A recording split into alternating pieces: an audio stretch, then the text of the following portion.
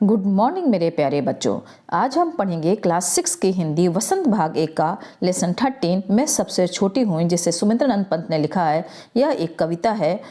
तो चलिए शुरू करते हैं। कविता से प्रश्न का उत्तर लेते हैं।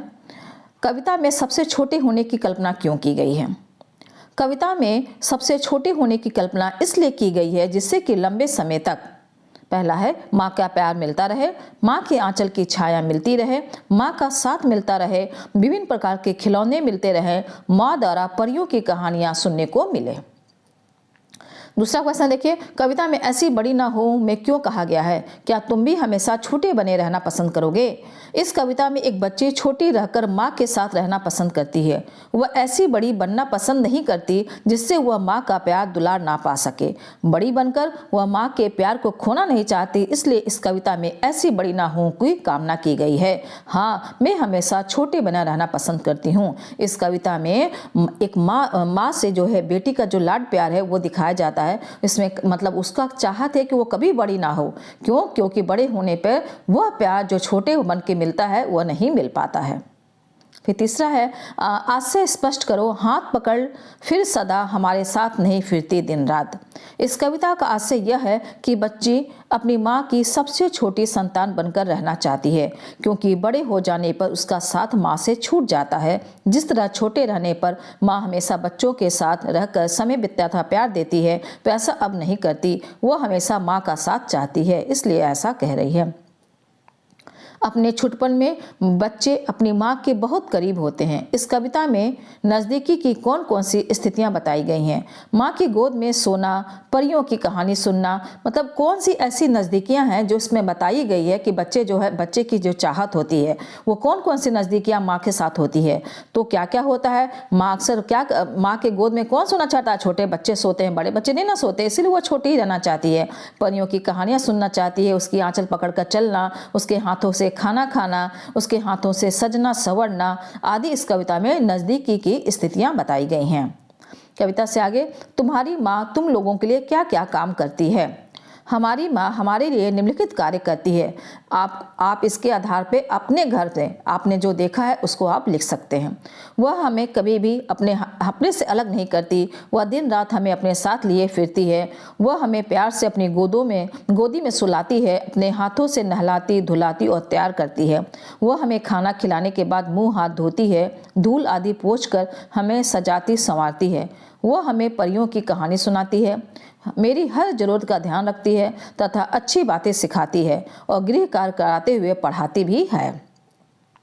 यह क्यों कहा गया है कि बड़ा बनकर माँ बच्चे को छलती है? यूँ क्यों कहा गया है कि बड़ा बनाकर माँ, जब बच्चा बड़ा हो जाता है तो वो छलती है। छलती का मतलब यहाँ पे धोखा देती है, ठीक ना? कैसे धोखा देती है? ऐसे, जब माँ जब बच्चों को बड़ा बना देती है तब उसका साथ छोड़कर अपने कामों में लग जाती है।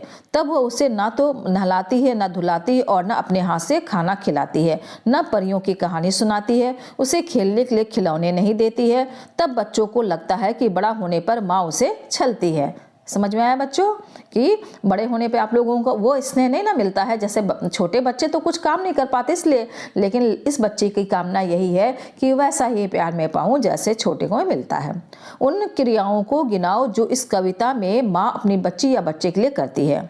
माँ अपने बच्चों को गोदी में सुलाती है, पकड़वाकर आंचल पकड़वाकर साथ साथ रखती है, खाना खिलाती है, नहलाती धुलाती सजाती संवारती है, खिलौने देती है, स्कूल भेजती है, परियों की कहानी सुनाती है, अच्छी अच्छी बातें सिखाती है और पढ़ाती है।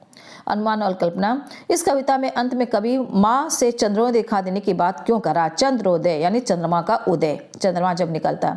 चांद के उदित होने की कल्पना करो और अपनी कक्षा में बताओ। उत्तर है, बच्चों को चांद को उदित होते देखना बहुत अत्यंत रोचक लगता है। वे अक्सर माता पिता से चांद को देखने या उसे हाथ में लेने की जिद करते हैं, छोटे बच्चे। इसलिए कविता में कवि ने चंद्रोदय दिखाने की बात कही है। चंद्रोदय का अत्यंत दृश्य जो अत्यंत सुहाना लगता है। चांदनी रात बहुत ही शीतल लगती है जो आंखों और हृदय को ठंडक पहुंचाती है। इस कविता को पढ़ने के बाद एक बच्ची और उसकी माँ का चित्र तुम्हारे मन में उभरता है। वह बच्ची और क्या क्या कहती होगी, क्या क्या करती होगी, कल्पना करके एक कहानी बनाओ। उत्तर है वह बच्ची दिन भर माँ के साथ उसके आगे पीछे घूमती होगी, वह माँ के साथ रसोई बैठक में, शयनगार में, छत पर जाती होगी, वह 1 मिनट में चुप नहीं रहती होगी, कई तरह के सवाल उसे माँ से पूछने होते होंगे। वह पूछती होगी, माँ तुम क्या कर रही हो, माँ तुम क्या बना रही हो, माँ ये क्या है, यह कैसे होता है। रसोई में जाकर वह माँ से जिद करती होगी।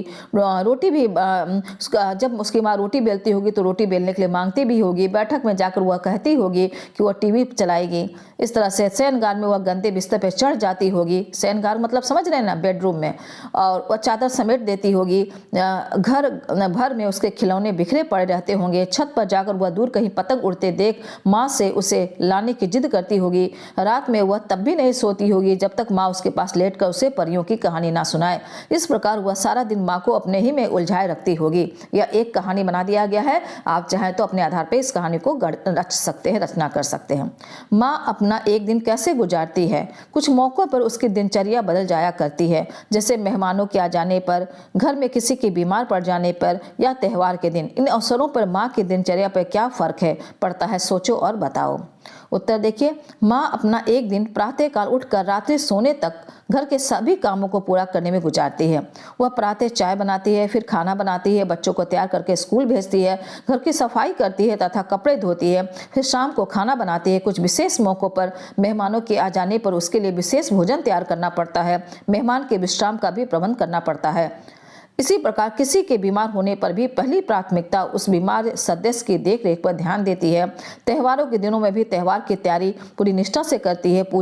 विशेष पूजा, भोजन के विशेष भोजन का प्रबंध, जैसे पकवानों का अच्छा चीज़ बनाती है। इस तरह विशेष अवसरों पर भी माँ की दिनचर्या में परिवर्तन आ जाता है। फिर भाषा की बात यानी व्याकरण आ गया। नीचे दिए गए शब्दों में अंतर बताओ, उनमें क्या फर्क है। स्नेह प्रेम, ग्रह गृह, शांति सन्नाटा, निधन निर्धन, धूल राखे, समान सामान। तो देखिए बेटा, ये आपको जब बोलेंगे ना तो एक ही जैसा लगेगा, लेकिन अर्थ में अंतर है। ठीक ना, क्या फर्क है, थोड़ा बहुत आप जो भी अंतर वो देखिए। स्नेह, जो स्नेह होता है वो छोटे के लिए प्रेम दिखाने के लिए होता है। माँ अपने बच्चों से स्नेह करती है, और प्रेम छोटे से भी हो सकता है और बड़े सभी के लिए होता है। जैसे राम और लक्ष्मण का प्रेम एक मिसाल है। दूसरा है, तीसरा शांति। शांति का मतलब होता है हलचल ना होना, एकदम शांत वातावरण। ठीक। सन्नाटा, वातावरण में चुप्पी होना। सन्नाटा का मतलब वातावरण, जो माहौल है पूरा, उसमें एकदम चुप्पी होना। धूल का मतलब मिट्टी, चारों तरफ धूल से प्रदूषण फैला है। राख, लकड़ी या कोयले के जलने के बाद जो पदार्थ बनता है वो भी एक प्रकार का धूल है, लेकिन उसको क्या कहते हैं, राख कहते हैं। ठीक ना। फिर एक ग्रह, ग्रह जो एक नक्षत्र होता है। वैज्ञानिकों ने सौर मंडल में 8 ग्रह बताए हैं। और गृह का मतलब होता है घर, जो आपका घर है जिसमें आप रहते हैं उसको गृह कहते हैं। निधन का अर्थ होता है मृत्यु। ठीक। और निर्धन का अर्थ होता है गरीब। इस पे आपको वाक्य भी बनाना है, जैसे निधन, मृत्यु सेठ जी के निधन से गांव में शोक की लहर दौड़ गई। निधन माने गरीब। हमारे देश में निधन व्यक्ति काफी हैं, या आप कुछ भी बना सकते हैं। समान का मतलब होता है बराबर। ठीक ना, हमारे देश में सभी लोगों को समान अधिकार मिला हुआ है। और सामान, जो सामान, यहाँ आ का मात्रा आ गया स में, तो सामान हो गया। सामान का मतलब होता है वस्तु, किसी चीज में, जैसे कोई भी वस्तु, खिलौना है, किताब है, पुस्तक है, सब। फिर कविता में दिन रात शब्द आया है। दिन रात का विलोम है। तुम ऐसे 4 शब्दों के जोड़े सोचकर लिखो जो विलोम शब्दों से मिलकर बने हैं। जोड़ों के अर्थ को समझने के लिए वाक्य भी बनाओ। ठीक ना। दिन का उल्टा क्या होता है, यानी उल्टे अर्थ को, उल्टा अर्थ बताने वाले शब्दों को आप जानते हैं कि विलोम कहते हैं। तो आप 4 अपने तरीके से बनाइए भी और वाक्य भी बनाइए। तो पहला है आना जाना। आना का जाना, आज त्योहार के दिन मेहमानों का आना जाना लगा हुआ है, वाक्य बन गया। छोटा का बड़ा, तो हम छोटे बड़े सभी के साथ अच्छा व्यवहार करना चाहिए। हमें छोटे बड़े सभी के साथ अच्छा व्यवहार करना चाहिए, वाक्य बन गया। जीवन मरण, जीवन मरण ईश्वर के हाथ में है। अपना पराया, यहाँ अपना पराया कोई नहीं, सब बराबर हैं। लाभ का हानि, व्यापार में लाभ हानि लगा ही रहता है। भला बुरा, हमें भला बुरा देख कर ही कार्य करना चाहिए। इस तरह बच्चों, यहाँ पे आपका पूरा जितना जो आप किताब में जितना एक्सरसाइज दिया सबको मैंने कंप्लीट करके बताया है और समझाया है। अच्छा है, आशा है कि आप लोग समझे होंगे। धन्यवाद बच्चों।